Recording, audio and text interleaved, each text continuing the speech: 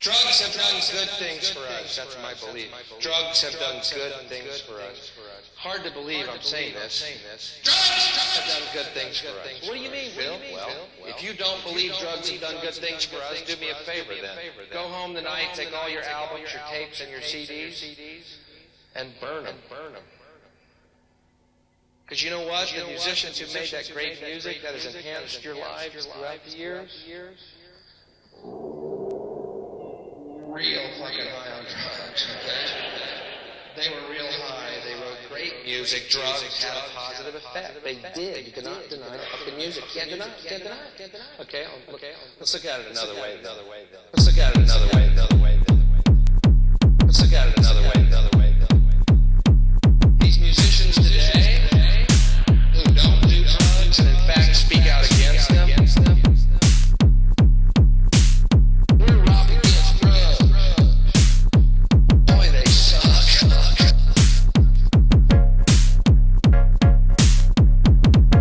We're robbing against drugs. Drugs have a positive effect. Let's look at it another way.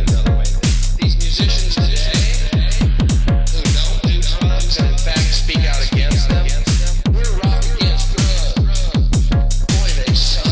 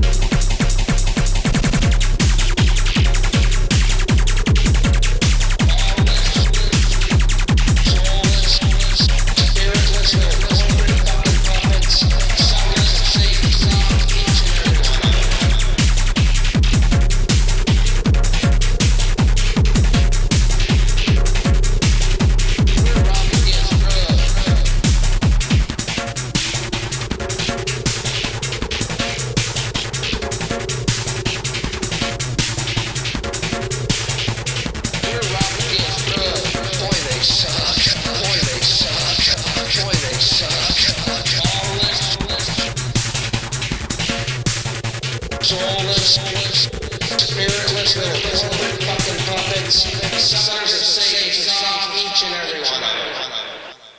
Yo, welcome everybody in the place. So 27 people in the house. How's it going, people out there in the land of Facebook? Yeah, you're not here to listen to me make music tonight.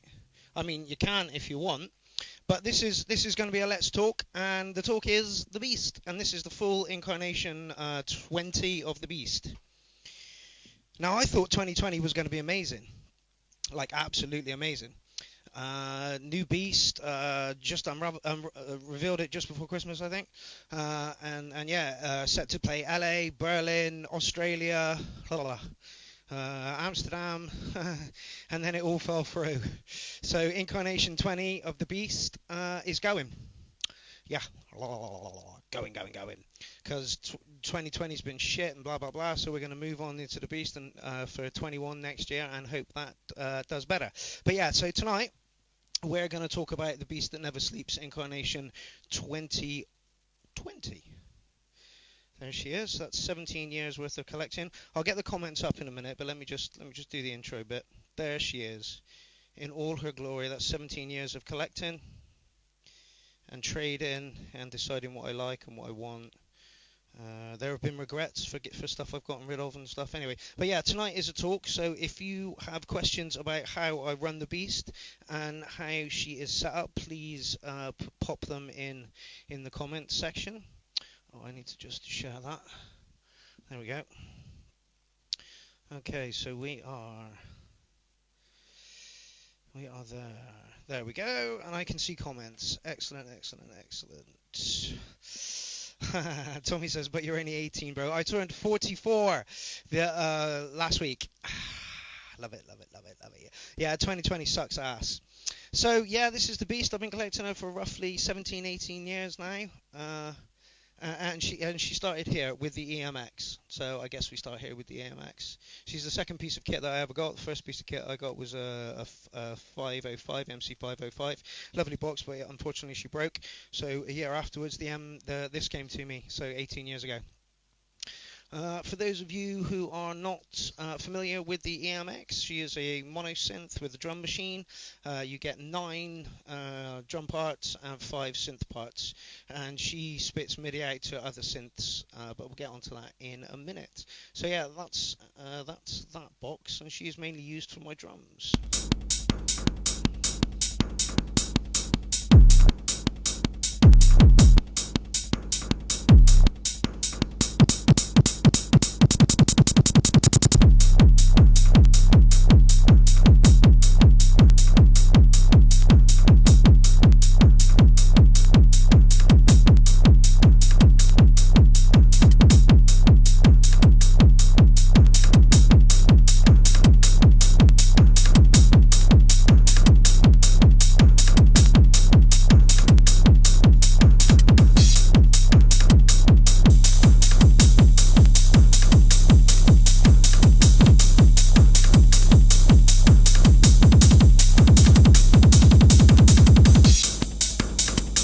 So that's the drums from the EMX.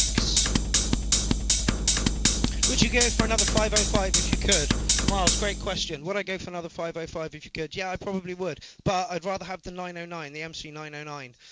It's a much more capable box. You can do sampling with it. It's a bit big, but you know that's the one I'd rather. We've got noise. There we go. Let's just mute that. There we go. But yeah, the 505 is a very capable box. The sounds in it are a bit limited these days, but then I don't use the synth engine in the EMX pretty much, if at all. I've sacrificed the FX onto one for the kick, onto one, and separated it out so that I get that massive. Let me just turn it off. Oh, but then a bit more boom to it. And I've also got a pedal down here. I'll just turn them off. Just kind of shapes it a bit so that it's not quite so aggressive, and of course I can fanny around with that and thingy. So yeah, that's coming out of one side of the EMX. Out the other side we've got all the percussion-y stuff. So, that stuff.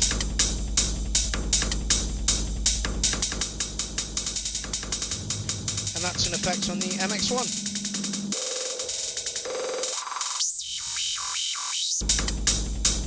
Which I guess we should talk about next in the line of things. That's my main sequencer, although this one runs time clock. So start and stop is on here. Because the EMX's time clock is a little bit wonky, and the MX1 does it a little bit better. So that's that. So yeah, I guess we'll move on to the. So that's the brain, and then we'll move on to the hearts, the mixers. Oh, 3 MX1s, simply because there's not enough inputs on them. There's a nice amount of inputs, but I like to split lines, and we'll come to that in a minute. So yeah, at the moment we've just got the kicks and the hats going through there. They're in 2 empty lines and the sampler. Let's look at it another way. Then we've got this one, this MX1 on here, and this MX1 caters for most of the synths. It's the Microfreak, the K2, the Chaos Pad, and the System 1M. And then down here we've got all the 303s, but I guess we'll come to that one in a bit. And that's there for that one. And then there's the TR8. And any questions? No, I think we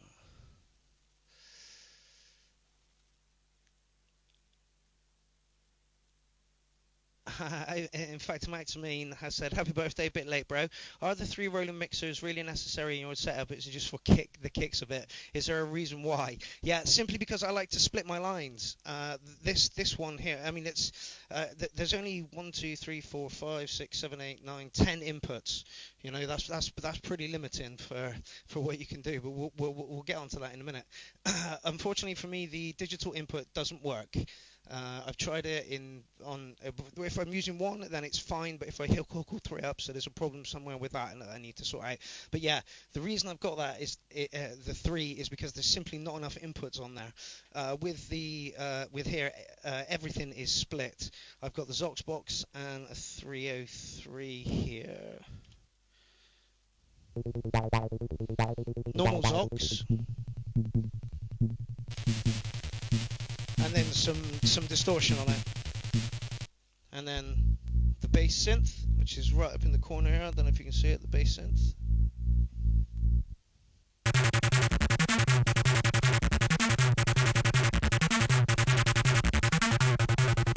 And then the TD3, which is also controlling the Model D. Via MIDI. I thought we'd get into all 3 later, but we seem to be doing it now. Martin says it's because he wants to be flash and have lights. No, seriously, it's because there's just not enough inputs on them, so you have to... So yeah, that's the... They're both running the same line, effectively.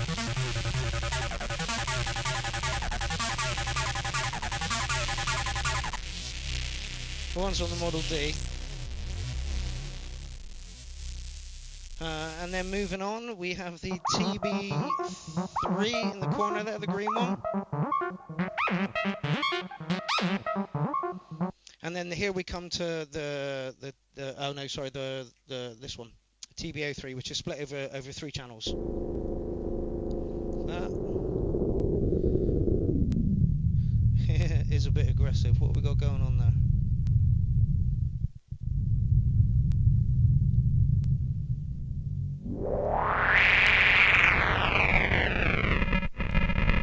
Anyway, that's the bit raiser. So that is actually coming from, believe it or not, this.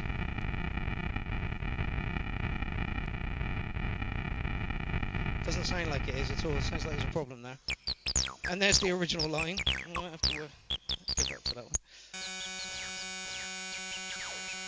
Yeah, there's something wrong there.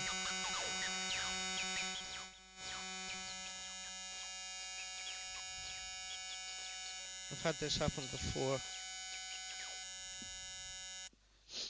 Oh, I thought I checked everything when I started. But yeah, that's why I use 3 MX1s, just so that I can get enough bits and pieces going into the in through. So this is the main one, and it controls MIDI clock to everything else.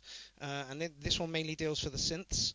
I've got 2 free inputs there. This one mainly deals with the 303s, but as you can see, I'm having a little problem somewhere. And this one deals with all the percussion-y stuff, and is the main one. So... What about your bathroom mobile setup? It's funny you should say that, because like I say, I'm taking this is only staying for a little bit, and then Incarnation 21's coming in, and I'm getting to put the mini rig with the whole thing. It's hopefully it's going to look really impressive. Anyway, yeah, definitely something wrong there. That's the problem with with hardware. There's a glitch in the system somewhere. I'll sort it out. I'm not even too sure why it's doing it. Yeah, it's still doing it. Let's see if we turn them off and turn it back on again, and it works. That'd be really nice. But hardware, yeah, what a pain in the bottom. Somebody said, "Are you getting the mic through the Micro Freak?" No, I am not. I'm getting the mic in through the sampler up here. So this one sends MIDI clock to my MIDI splitter, and then this one sends out pretty much MIDI to almost everything that I don't need to send note data to. So anything I need to send note data to comes out of here and into a separate MIDI box down here, and I believe she goes to the TB3 for cutoff and resonance, because I've broken the knob on it. and note data and cut off resonors and other bits and pieces for that one. She used to send note data to the Model D and the K2, but she doesn't do that anymore because I've MIDI'd them in a different way. I suppose we should get to talk about that. Let's see if we... Oh, that's encouraging. Now we have nothing coming out of it.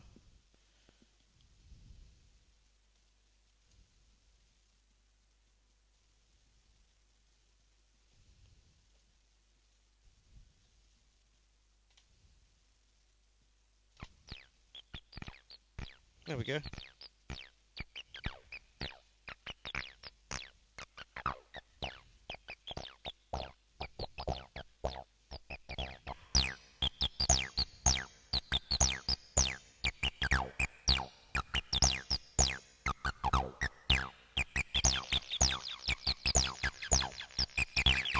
There we go, there's my TB split up.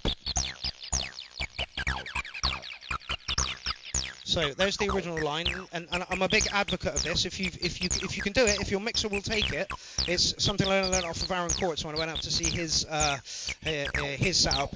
He splits his, like, literally everything's got 3 splits on it on his mixer. He's got like a 64 channel. It's massive. Anyway, so that's what I learned from him. So this is the original synth line. It's also got some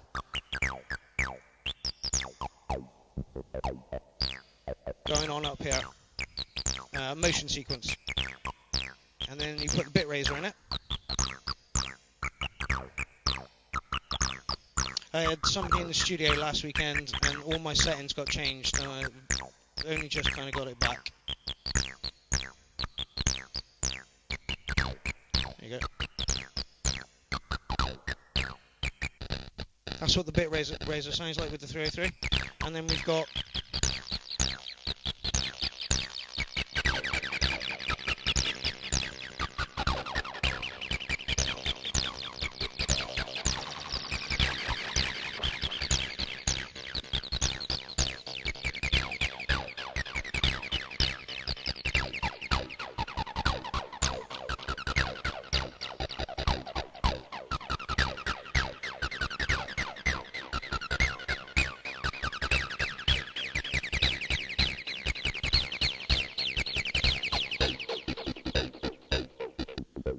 as opposed to being just a very dry line. I say things sound naive a lot, and when I say naive, I mean it sounds like it's just the box and it's had no processing done to it.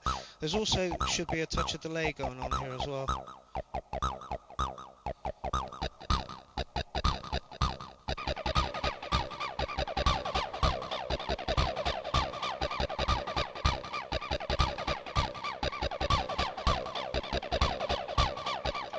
Right, we have a question. Excuse me whilst I read it. Mark, a few times I've been tempted to buy an MX-1. However, I'm aware that because they don't have any ARIA gear, I'll only have like 6 analog inputs. Is this correct, or have you found a way around for the MX-1 ARIA inputs? Yes, I have, and it comes with splitting these lines again. So let's concentrate on the TB03, which is this one here. So she has 3 outs, I believe. So you've got the AeroLink, and then you've got the output and the headphones. So for me, the AeroLink goes straight into the MX-1 here, and then I've split her off and gone through a Chaos pad, and then through the Torpedo. I don't know if you can see this.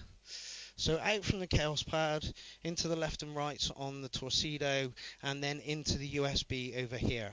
However, that is a very expensive way of getting your error kit into an MX-1. I picked up the bit raiser for about 150 quid. I nearly bit the bloke's hand off, and he was happy to sell it me at that price as well. And I was like, well, okay, thank you very much. And that's where the other line comes in. So again, we are. I think it's just straight out of the phone socket, split, and then into the left and right for the bit raiser. So yeah, split your lines. What was the original question? Can you get something else in? You can, but it's very costly. It cost me 150 quid just to get, that line into there. It might be worth buying a couple of Era synths. Is my way on that one. Okay. But yeah, again, if you can pick one up second hand as well, it's kind of worth it.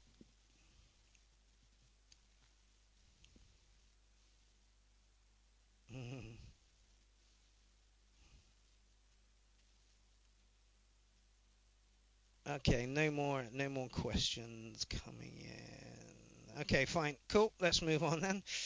Okay, so where were we? I guess we were talking about splitting lines.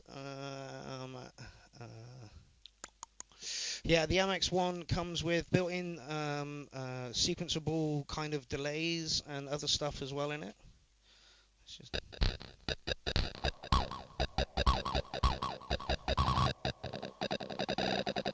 I think the fact that you can do this very much on the fly makes the MX1 more of an instrument than a mixer. It's got dilutions way above it. It's, you know.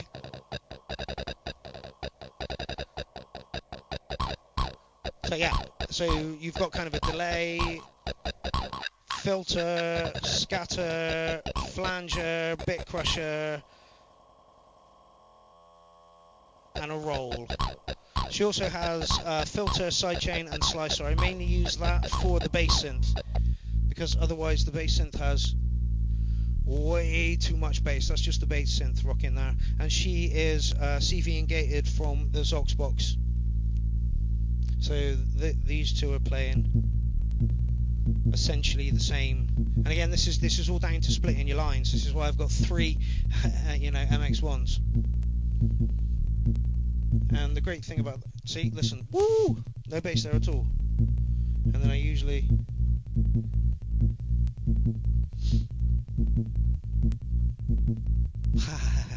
Pablo Schmain says I don't like splitting lines. I have my own. Yeah, absolutely. And then I have a distortion pedal knocked on that as well.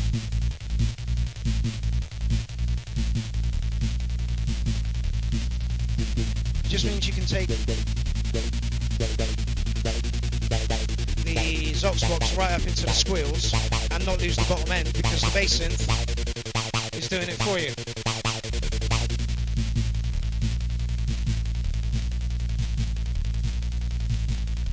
There have been a couple of rigs I played on that can actually handle the bass synth, and they squish my sound and make me absolutely lovely. They are beautiful. Some systems just can't handle it. But yeah, that's again splitting your lines. This is the original. Yeah, very naive. Not bad, but it's not. It's typical acid.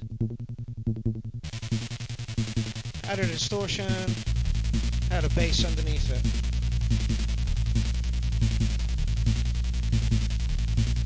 Moby, no problem, mate. Keep asking these questions. That's what I'm here for.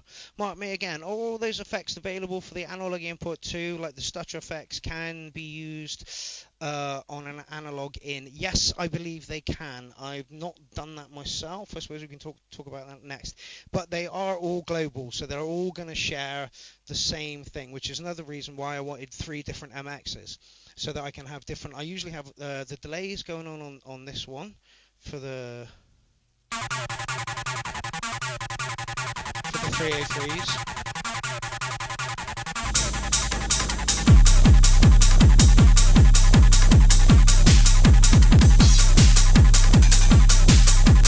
And then the scatter for the percussion.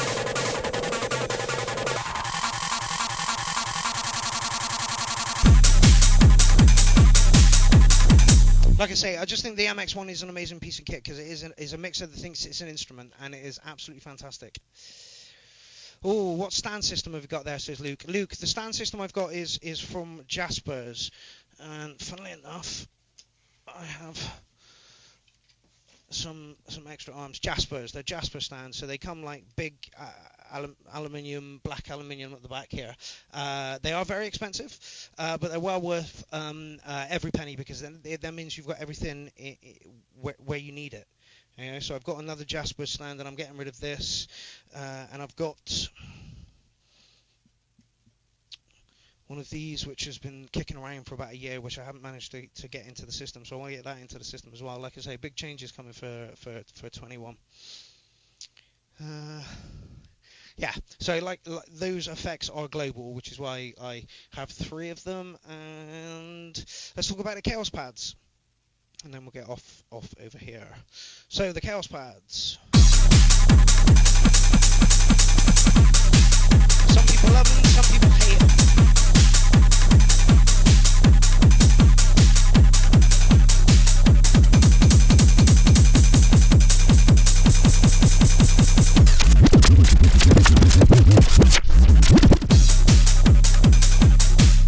So the audio line goes from the MX1, straight out of the MX1, straight into this Chaos pad, straight into that Chaos pad, straight into that Chaos pad, and then out into the iRig so that you can listen to it.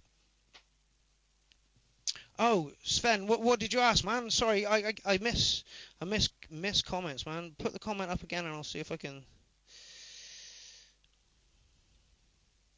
Oscar, does the MX1 send MIDI signals to Ableton?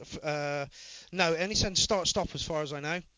It's not a controller in that way. I believe you might be able to MIDI it up so that you can clip change in Ableton, but don't quote me on that. But no, it doesn't send instrument note data as far as I know.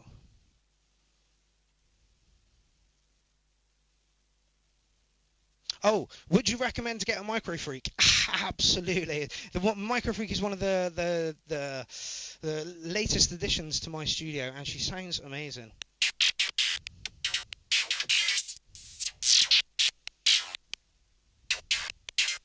And again, I've got her going through a fuzz distortion, I believe.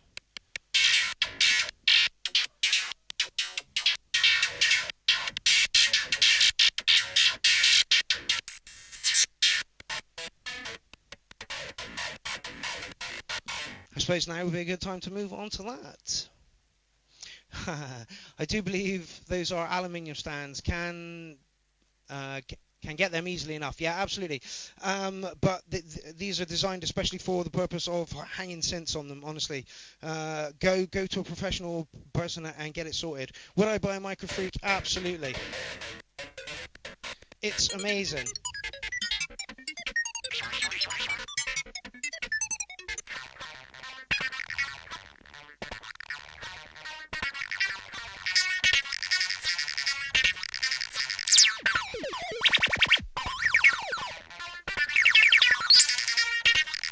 The keyboard on it is a printed sheet, and it kind of works.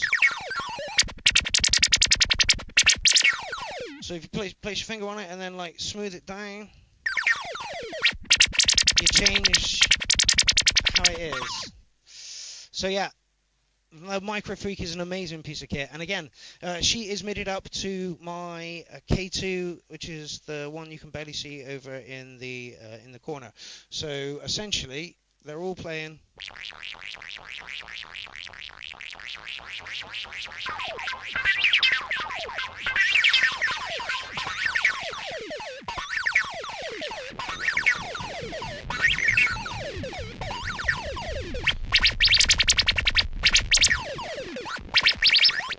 So that's the K2 being triggered by the Micro Freak.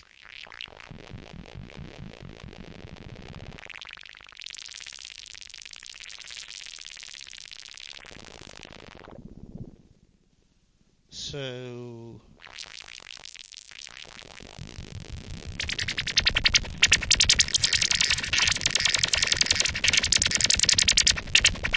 and this is what her sequence sounds like at the moment.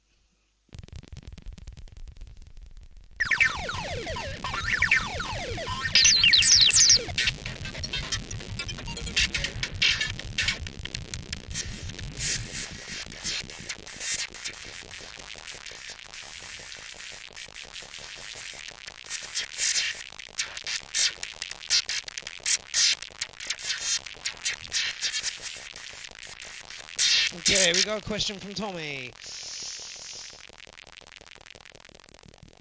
Oh, okay, no, somebody was talking about MIDI interfaces, so that doesn't reply, I don't think, unless you want to direct that one to me. Yeah, the Micro Freak is amazing. It's a wonderful little synth. It's a modular piece that Ulterior took in and put a little keyboard on it. It's got some absolutely wonderful sounds in it, and it's just...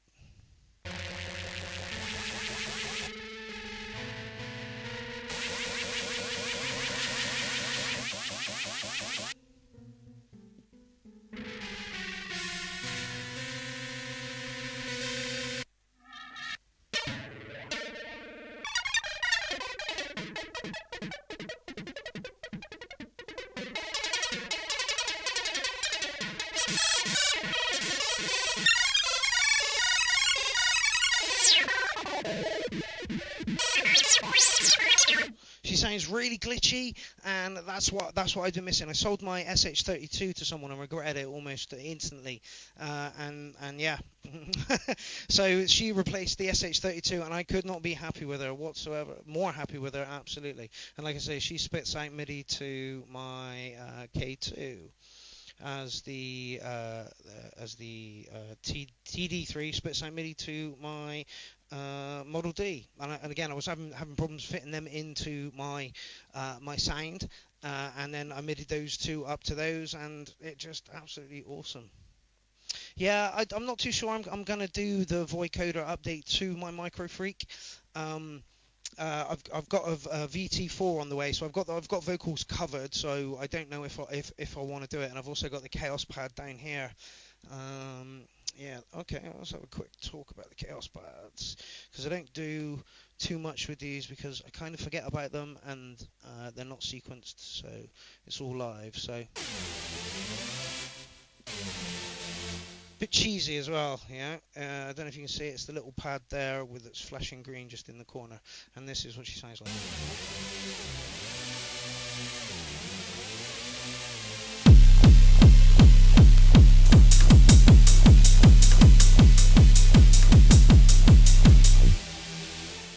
So then we have a distortion on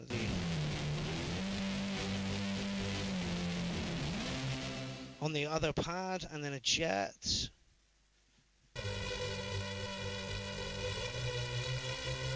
And a delay. And suddenly the noise is a tiny touch darker.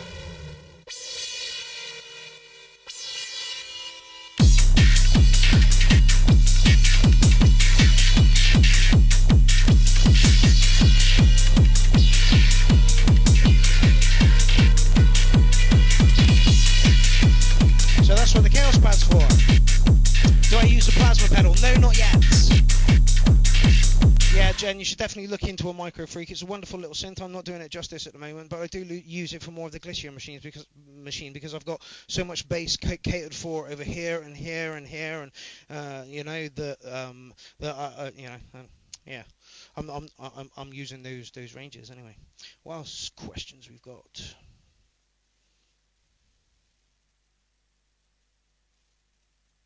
Is there a way to play live using the the Master Effects on the MX1 without it stopping playing for a few bars?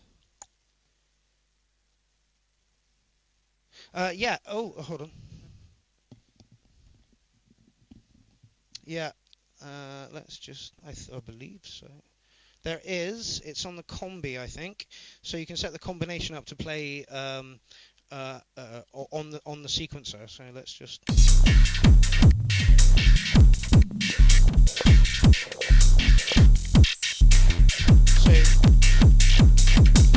So I don't know if you can see that, but where the blue marker is, you probably can't see that, is where the effect happens. So yes, you can direct it. I believe you can do it here as well, but I'm unsure. I don't. No, maybe not. Anyway, no, but yeah, you can do it in combi mode. So if you just set it up in combi mode, which is supposed to be like a combination of them, you can pick where they do. But you can just like use the one on the combi and a delay. And again, you got like 16 of those presets. So like, say I'm moving to a different track, I will scatter number 2, move on to scatter number 2, and it gives a different effect. Scatter number 1.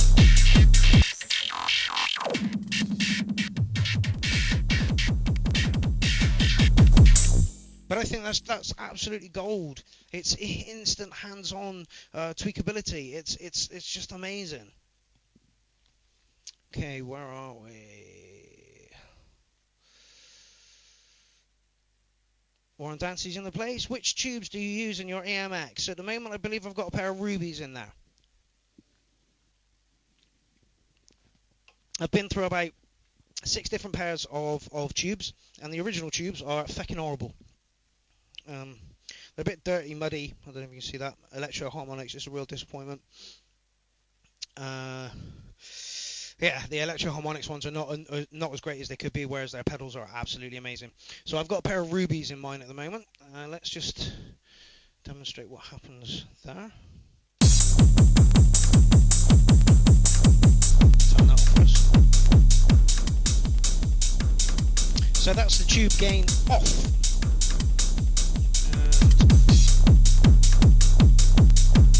And I had a pair of Mesa Boogie set valves, and they were clean. They were so clean, it wasn't funny. I really liked them, but I sold them in a tribe that I had a long time ago. I wish I'd taken the tubes out before I'd sold them, because I've got about 3 pairs of the Electro Harmonix ones lurking around the place. Where are we?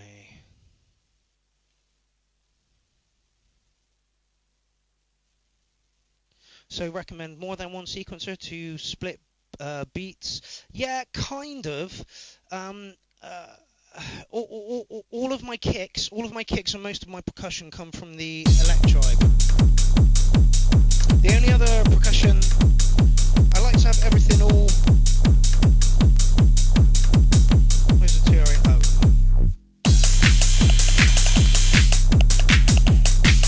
And I like to have control over it. So the TRA offers the control.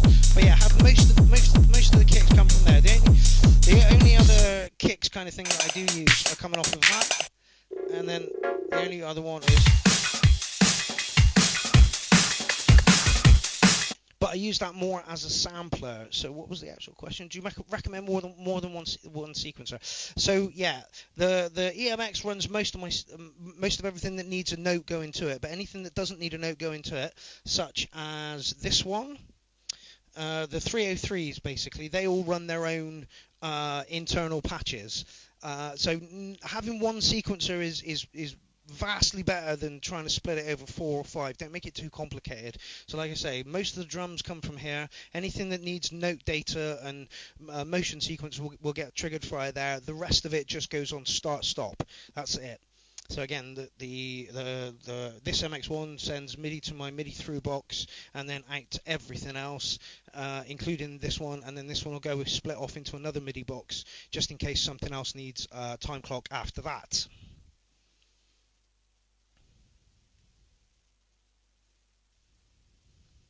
Hi Mark, I'd like to start making some techno trance stuff. What program would I need, and what equipment do you think for progressive hard techno and something equipment of something the Korg looks okay. Yeah, now there's 2 routes here. It depends on whether you want to go down the route of I'll do all hardware or I'll do all software, or I want to do like an amalgamation of the 2. The reason I haven't done an amalgamation of the 2 is because what I want to do and what I want Ableton to do won't work, and I haven't really looked into any other doors. However, I would suggest if it, there's more options within a door instantly. If you buy like one of these, you're very limited to just the noises and the sounds and the capabilities of what that box can do, which is why I've got so many more to handle other bits and pieces to try and get as close to Ableton as I can in the real world. So, what was the question? Well, my advice to you is have a look at a DAW.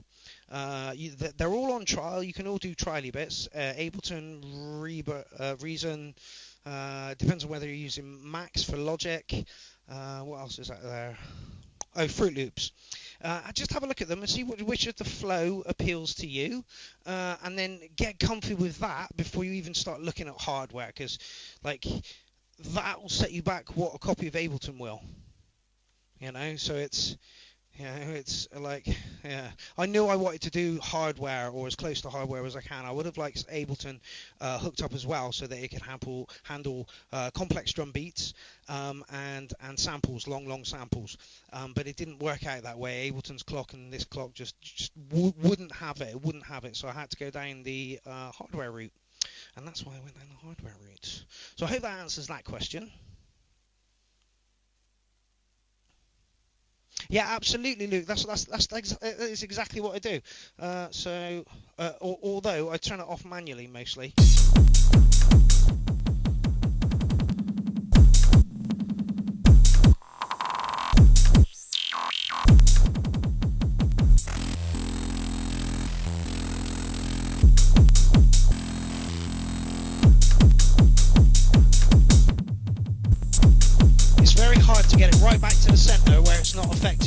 things. But it's not impossible, you know.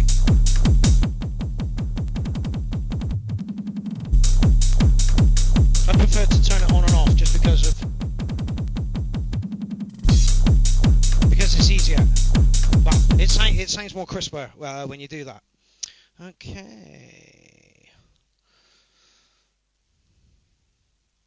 Yes, the Roland JDXi has a drum machine, 2 digital synths, 1 analog synth in one box, and it also goes through the USB ports on the Era kit. So there's another plus point for it. I've thought about that machine many times. Christian J. Waitman in the building. How is it going? Yes, indeed, Ben. The camera is backwards, so everything is a bit woo. Yes. What do I think about the upcoming machine? Now here's my problem. I mean, I've talked about groove boxes like a lot. I like groove boxes. I like one knob per function. One knob per function for me is the ultimate, because when you want to reach for something, you've only got 2 hands. I agree, but once you want to reach for something, it's you know where it is, right? If I've got to press shift and function to get to something, like this one, then it's a real pain in the ass, and it doesn't. My flow is interrupted as such. Yeah. So the new machine thing looks really, really good, but it's only got 4 knobs on it. And again, to me, these things look like door extensions. You know, they look like they try to cram as much as they can of a door into a box, and then push it like that. And that's great, but they all look like clip players. You know, the deluge looks like clip players as well, and there's only a few knobs on it. I've not really looked into it, but what I want is an EMX on steroids. I want something that's going to run my kit, that's going to do it nicely, and it's got polyphony and separate outs and way more, And what we got, I mean, Roland made an amazing box with the 707. I love it to death. Its engine is just absolutely beautiful.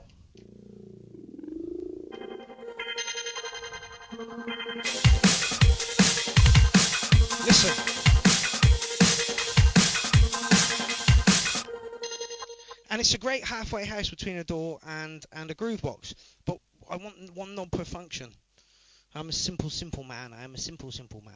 So, it looks interesting. It does look very, very interesting. But the price point, I believe, is like £1,100. That's crazy. That's absolutely crazy. When you think that this one new now will cost you about £700, which is fair, I think. Fair. Where are we with the questions? 19 comments. Woo! What are your thoughts on the Roland MC707? I believe I just covered it. She's got a wonderful engine in her, and the scatter. And this is all programmable.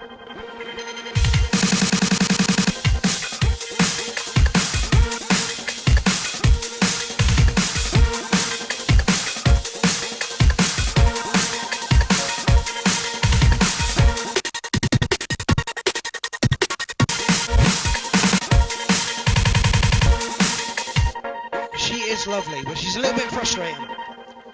Ideally, I wanted her to run run a little bit better than she does. There's a minute sample time from the card streaming allowed only. 1 minute sample time streamed from the card only. So I'm getting between 6 and 8 breakbeat breaks on there.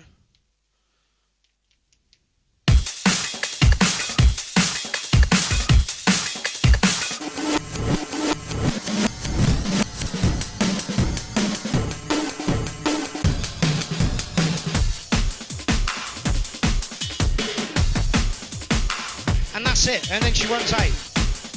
So there's 1, there's 2, there's 3, 4, and 5. Whoops! Now I don't think 5 breaks in one track is too much to ask for, is it really? And now the contagious memory has crapped out on it, and I can't. I've got to record it in if I want more, which is a real pain in the bum. But what she offers is amazing. So I use her for 2 sample looper parts and then 6 synth parts. And like I say, our engine is amazing.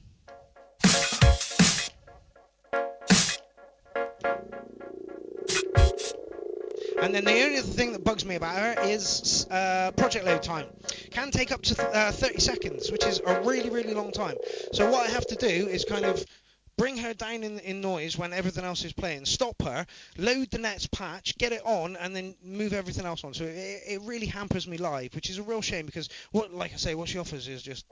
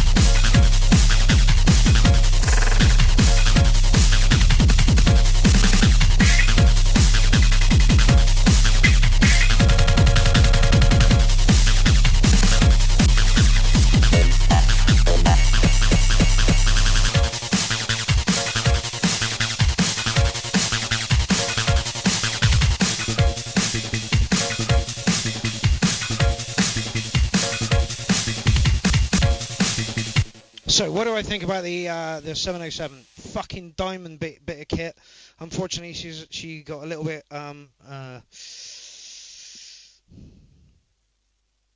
what's the word? She kind of falls at the last hurdle, you know. She's like, "Oh yeah, you're winning the race. What? 1 minute sample time and that much?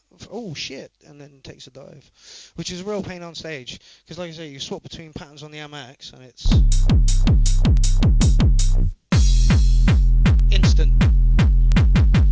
And because they're an 8-bar loop, they run over 8, and then you change it back to the next one or the last one, which made her amazing.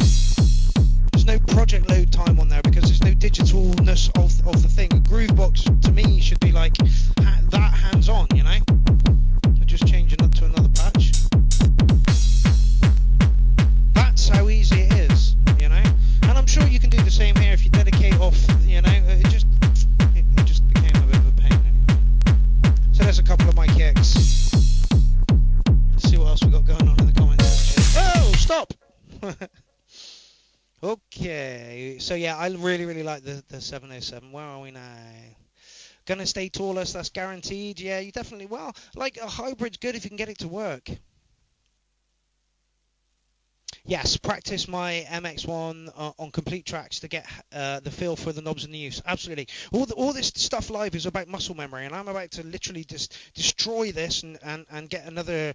All this has got to go over this end, and there's another stand going over here with this stuff on it. So it's going to go the other way now. So again, everything that I've learned in the past year or so with this incarnation is now going to go out the window because it's completely different muscle memory. At the moment, I'm using this one for plays, and then this one for and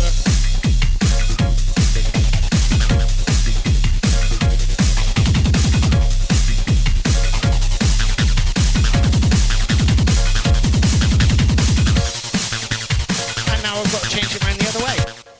So yeah, it's all about muscle memory. It's all about muscle memory. Righty.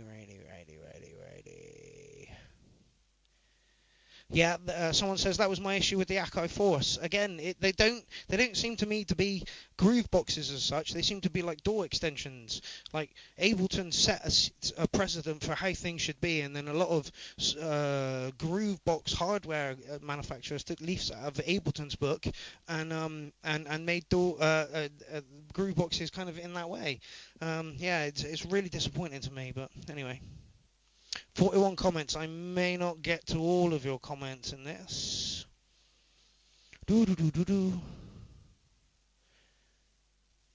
Yes, indeed, I do keep my brakes on the 707, and again, that's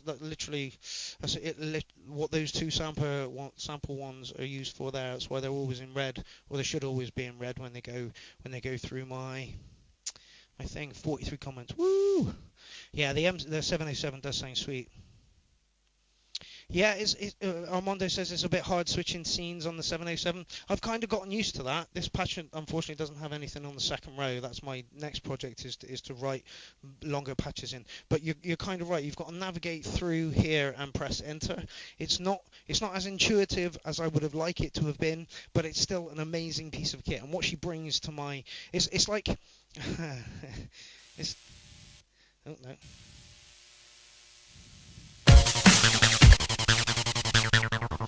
Like my sound sounded like that, and then we added the 707, and it sounded like that. That's how I feel about the 707. What the 707 brings to my sound is amazing. So like my sound was good and it was chugging along, and then suddenly the 707 came in and just beefed it up. That's about the best analogy I can give you for how I feel on the 707.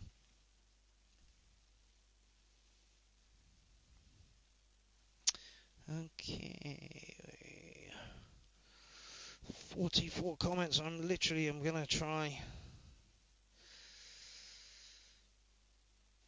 Yeah, Paul, that's another thing. He says, I wish I had the technology to find the sounds in my head. Thankfully, I like Acid, so it's very easy to create those sounds and then the little bits and pieces that go forward. But it kind of feels like the music is like I don't set out to make a particular noise or something that I hear within a track. Like some other people do, and they try and emulate stuff. But that's not what I do. I do very simple sound. What I do is very, very simple. Nobody should get into modular. It is a money pit, absolute money pit. No, I'm good. Okay. Yeah, rearranging setup is harsh, and I've got a set to play on Sunday down in Portsmouth with Mr. Slim and Hells Yeah. So I'm wondering, do I wait? But I'm itching to get it done.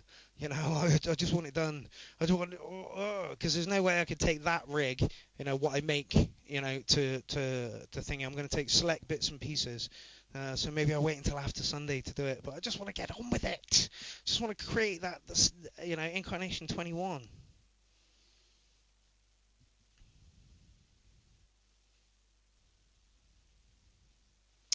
Okay.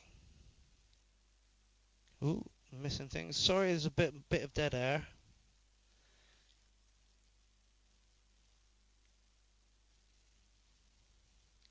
Just trying to work through comments. I think we're kind of there. Yes, indeed. There's someone says, where do I go? I'm in a small town. How do I, I'm in Leicester. Leicester's all right. There's bound to be some musicians around you. Another good thing to do is just watch videos and what would you like? Do you like the look of doors or do you want to go hardware? It's all a personal preference thing at the end of the day. And surround yourself with people who do the same thing. That's like when I started out, I really wanted somebody to just show me how to make a track. What you do, how and where. Just to point me in the right direction. I had a kind of a clue. It's like what a drum machine and what a synth and where do I go from there, kind of thing. But they all kind of turned me down flat, so I had to learn on my own. And you're talking 18 years ago. There was books, and magazines at this point. So I'm like, right, I need a drum machine, some synth sampler, mixer, some effects pedals. Right, I need all this before I can even think about stepping on stage. So it's a very, very long road. I took 15 years before I decided to come out of the closet. After I'd been collecting for 15 years. So it's a long road. Armando says, I love visiting Portsmouth. Yeah, modular is like owning a wooden yacht, absolutely. Nathan Bryan says, everybody should get into modular because the prices do come down, and the more people that buy into it, it's only a money pit if you don't know what to purchase for your modular. Yeah, that's absolutely right. It's one of the reasons I don't like. Some of my stuff is semi-modular. The System 1M is semi-modular. This sends CV out. The 303 sends CV out. These have patch points on it. So I have got it, but I don't really delve into it because it's kind of like a dark arts. Again, I'm like a one knob per function. I want to know that if I turn that knob, it's going to do that to that noise, and that's how I'm going to get it. But yeah, modular is a completely different beast, and you're patching points in, and that changes stuff, and you never know quite where you are, and so yeah, dark arts. I'm not, modular is not for me. Oh wow, we've come up to an hour, and I still haven't talked about like the last things I want to talk about. Right, okay, so sampler, 303s, you know those, they're going through that, you've talked about that. Right, let's talk about these little pedals down here. These are the one things that I never really, you see that? Woo! Nearly broke it all then. Boss, Echo, Space Echo, and a slicer pedal. I'll just show you what those do quickly. So this is the slicer.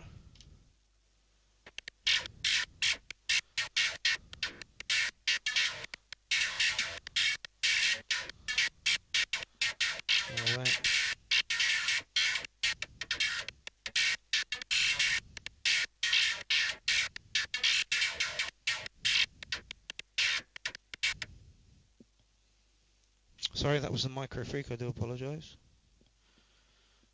Why are we getting nothing like that? Oh, there we go.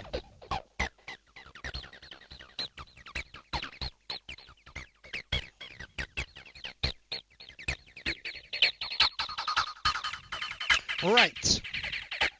So, this is the only channel that's going through the aux on this MX-1. It's the 303 line.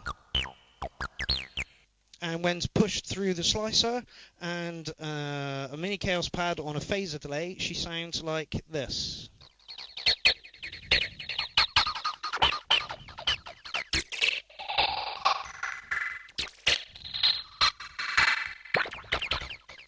And you can change this one.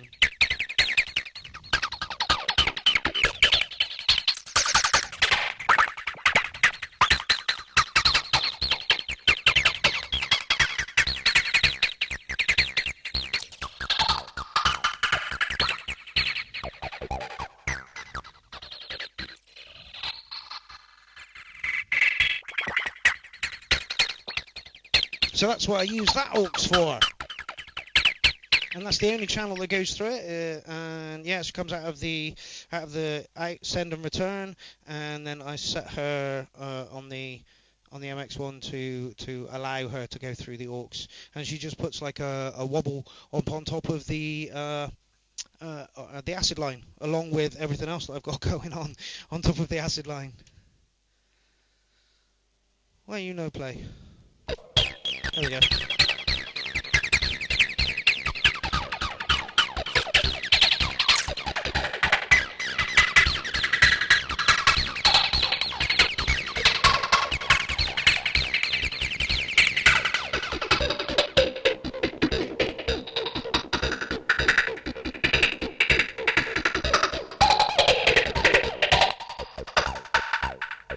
So that's dry.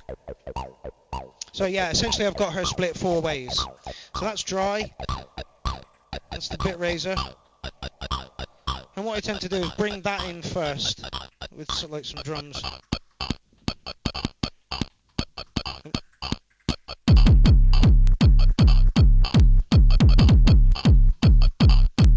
And then ease the other.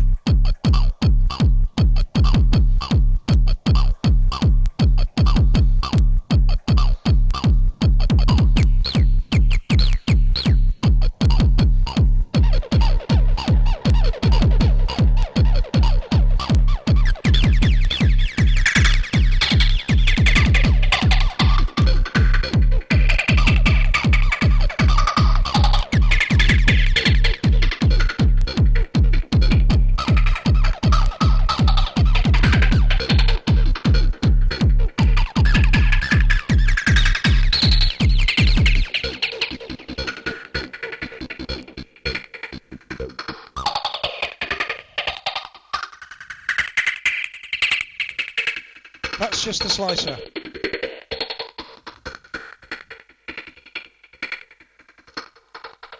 A slicer just sounds nicer. Yeah. Anyway, let's have a look at where we are with the questions.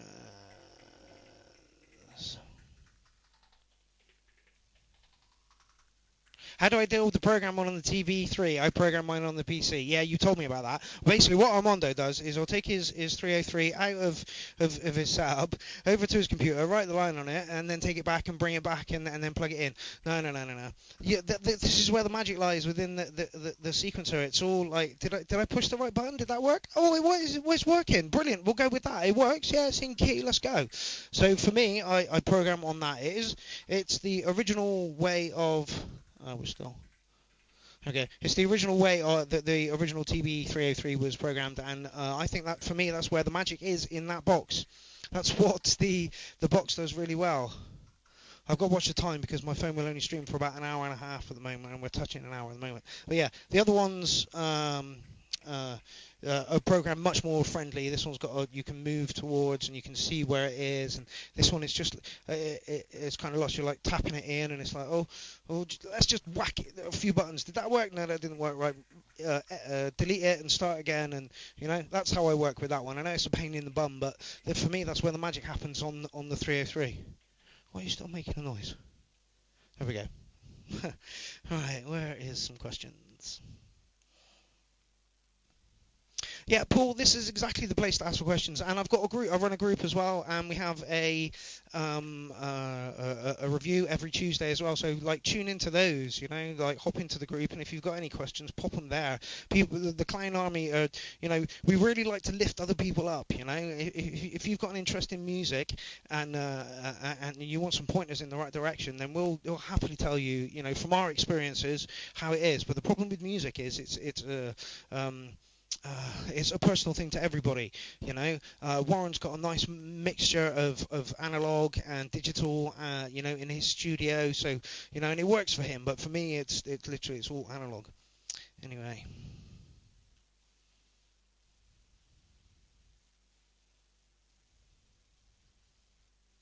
Yeah, Armando, it is a total pain, but the happy accidents on it are where what makes that machine thrive.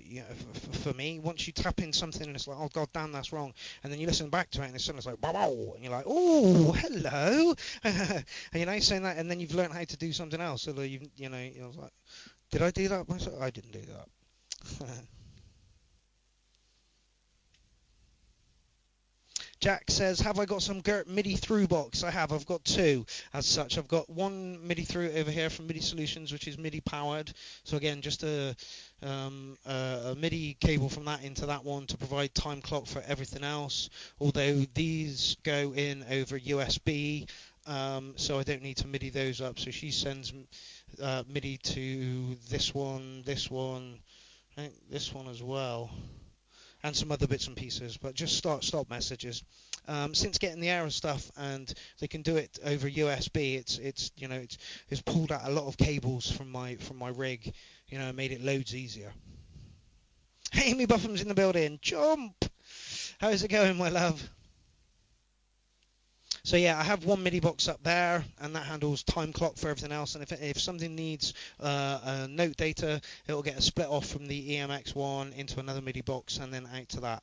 Like I say, the only thing that it's actually sending note data to at the moment is the System 1M, which we shall get into now, and that is kind of like the end of it, I suppose. We've been prattling on for about an hour now. Right, so the System 1M. Yeah, I think we've talked about everything else. Yeah, Model D, yeah, this one, that one, yeah, I think we're good. Right, okay, so this is the System 1.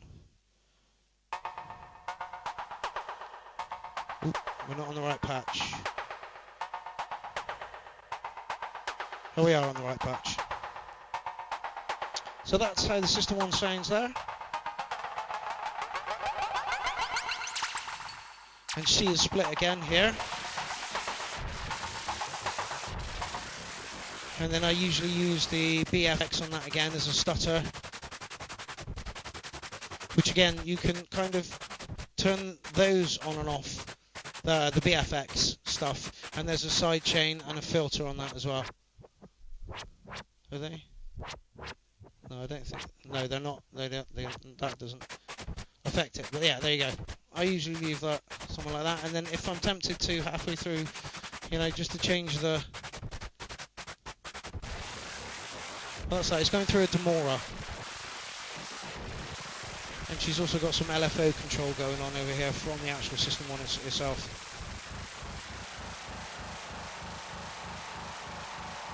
You can understand where I use the slicer.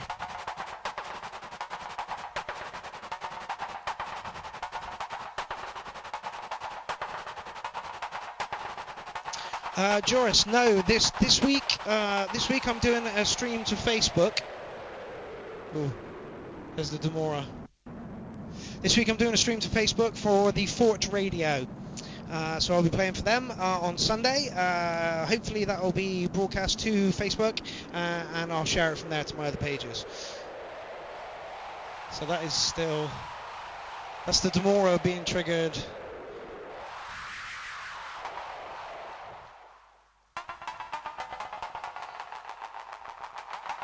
So again, she's split two ways. There is a little button on the system, one of them that says push gate. I believe it's something to do with CV and gate for sending a signal out, but she does this.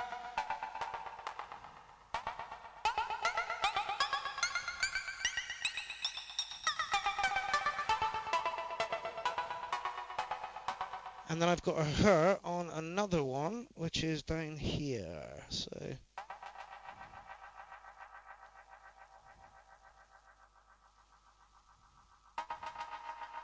Might try a different patch in a minute.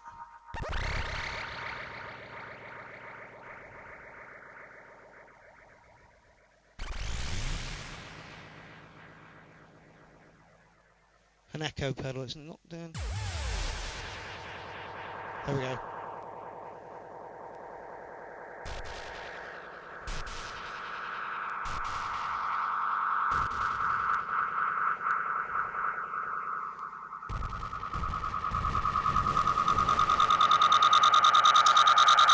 And again, that's coming out of the AUX on the MX-1 up there for the synths. So that is a Boss Space Echo pedal, and let's just have the original sound in there.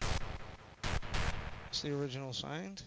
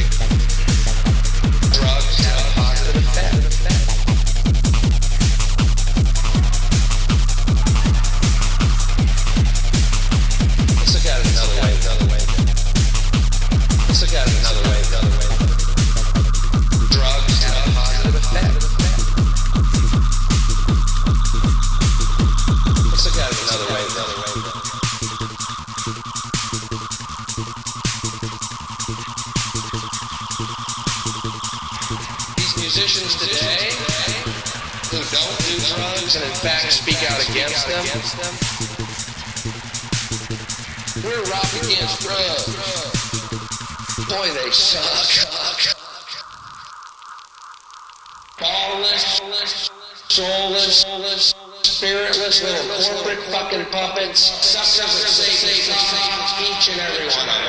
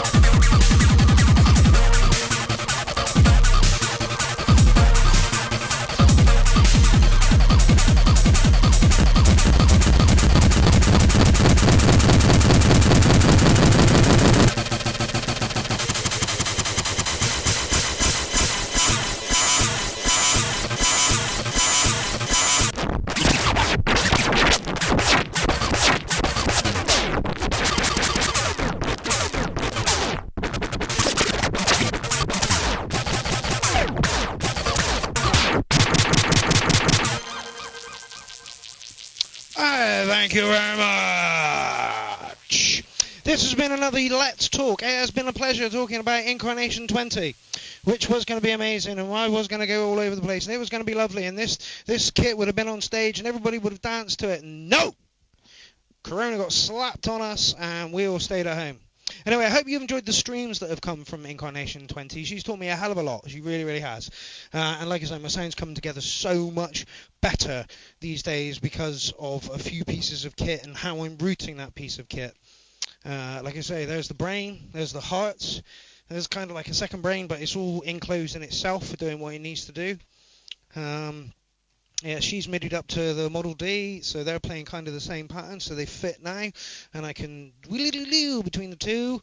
The Micro Freak is also hooked up to the K2 via MIDI, so I can do the same there. The Soxbox is hooked up to the bass synth via CV and gate.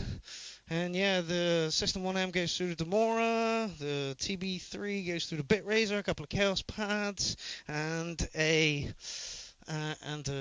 Torpedo. Split your lines, people. Split your lines as much as you can. You know, get as much out of your kit as you can. If you've got an output socket and you can put a distortion pedal over it or something over it, do it.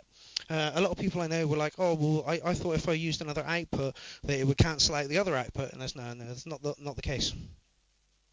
Most things have extra outs. I usually have a Chaos pad on the sampler as well, but I've done good things for us. I've done good things. I've done good things for us. But I'm kind of happy with the delay that's on that, so I'm not really bothering with that. Most of the time I use the mini Chaos pads for delays. Anyway, it has been... I'm rambling now. I am absolutely rambling. It has been a wonderful pleasure. It has been a wonderful pleasure. Ranting at you this evening. This has been another Let's Talk. There will be more Let's Talks. Like I say, I've got to build the next beast, Incarnation 21, ready for 2021, where things will be loads better. Of course they will, won't they? Aha. We'll be let out and everything, and there will be hundreds of people in clubs, and we'll all be sweaty again and taking drugs and hugging each other and blah blah blah. And anyway, fingers crossed. We hope. This has been I have been the Acid Clown. This has been a Let's Talk. There will be many more Let's Talks. This is just one of them in a long line. So strap in, people. It looks like we're headed in for another lockdown anyway, so yay, stream season's coming. Winter is stream season indeed. Thank you all very much for joining me this evening. I have been Pierrot the Acid Clown, your host. I have been telling you all about the beast that never sleeps, that is now 18 years old. Oh my god. No, I'm done. I talked to you all about my synths and what they did and what they do and how they come and where they go and blah, blah, blah, blah, blah, blah. And then I played a little song for you at the end, which I thought was really good. Anyway, I have been the Acid Clown. This has been the Beast That Never Sleeps. This was a Let's Talk. I will see you soon when I talk you through the Incarnation 21. But for now, I'm going to roll a big fat doobie and have a coffee. So, I have been the Acid Clown. I will see you tomorrow for the URL. By the way, thank everybody who put a track into the URL thread on YouTube. Much grateful for you. The response has been brilliant. Anyway, see you tomorrow for the URL. Catch you later, my people!